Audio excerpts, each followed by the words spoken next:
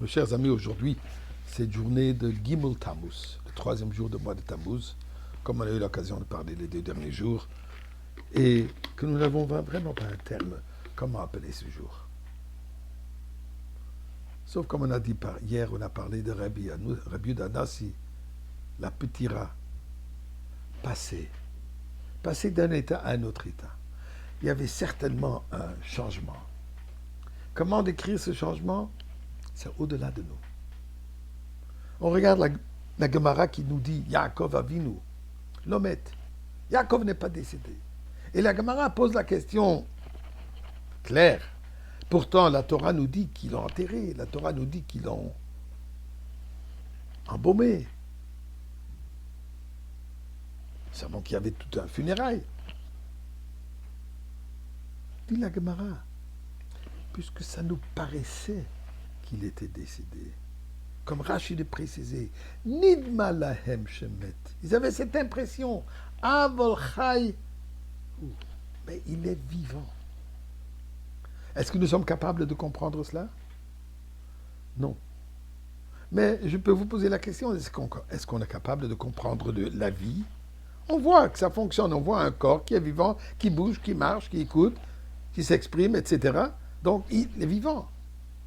Mais est-ce que c'est ça la vraie définition de la vie? Dans notre optique limitée, oui, c'est ça la définition de la vie. Mais dans la description pure, complète, spirituelle, 100%, parfaite, la vie a d'autres dimensions. Que même que si je ne vois pas la personne bouger, ça ne veut pas dire que la personne n'est pas présente et ça ne veut pas dire que la personne n'est pas vivante. Puisque pour comprendre cela, nous devons être à un niveau supérieur. Tel que Yaakov Avinu, sur qui il est dit Lomet. Ou tel qu'on a vu hier, Rabbi Yehuda Hanassi, qui est venu faire Kiddush pour sa famille. Tel qu'il est dit par rapport à Moshe Rabbeinu, Moshe Lomet. Eh bien, regardons ce que la Torah nous dit à propos de Moshe Rabbeinu. Quand la Torah nous raconte, à la fin de Devarim, que Moshe Rabbeinu est monté sur la montagne tel que Dieu lui a dit à l'âge de 120 ans, le 7e jour du mois d'Adar, Dieu lui dit allonge-toi, et s'est allongé. Là, il est marqué que Dieu l'a embrassé. Donc, une unification avec Akadosh Baruch Hu. Dieu est vivant. Uni avec Dieu, il est vivant. Est-ce qu'on peut voir Dieu physiquement? Non. Mais est-ce que Dieu est présent d'une certaine manière aussi physiquement? Je dirais oui, puisque je ne peux pas limiter Dieu à ne pas être ni physique ni spirituel. Dieu est tout. Si on dit que Moshe Rabbeinu a été unifié totalement avec Akadosh Baruch Hu, donc il y a un aspect qui est au-delà de notre compréhension. Et d'ailleurs, le passouk de le dire. La Torah nous dit, à propos de l'endroit, apparemment, à propos de l'endroit de l'enterrement de Moshe Rabbeinu, dit le passouk la chose suivante. V'lo yada ish et kevurato ad hayom hazeh. Généralement, on l'explique, et personne connaît l'emplacement de l'enterrement de Moshe Rabbeinu. Mais grammatiquement, ce n'est pas correct. Si la Torah ne parle que de l'emplacement, d'abord, on connaît l'emplacement. Comme il est marqué, Moul Bet Poor. Il y a l'endroit dans la Torah nous dit, en face du Bet Poor. Donc, il nous donne une indication. Mais grammatiquement, il aurait dû dire, V'lo yada ish et mekom kevurato.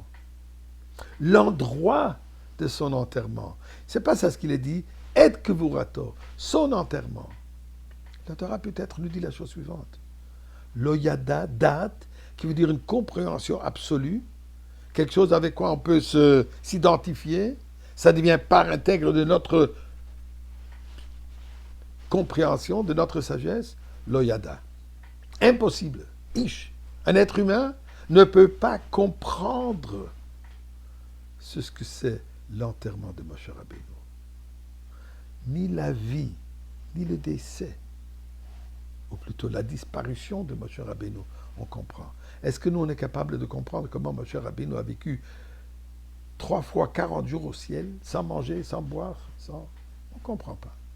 Est-ce que nous sommes capables de comprendre comment le Rebbe, physiquement, vécu dans ce monde matériel, les efforts, jeûnait, ne dormait pas, etc., etc.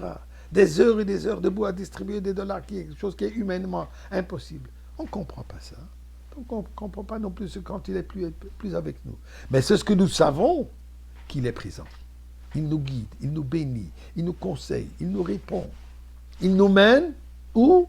Vers la Géoula. Ce que nous devons faire, être accrochés, s'attacher au Rebbe, en étudiant ses enseignements, en étudiant ses sikhot, en faisant les campagnes de mitzvot qui nous encouragent de faire. Et de cette manière, nous allons le voir dans le Beth Amikdash rayonner comme Mashiach aujourd'hui.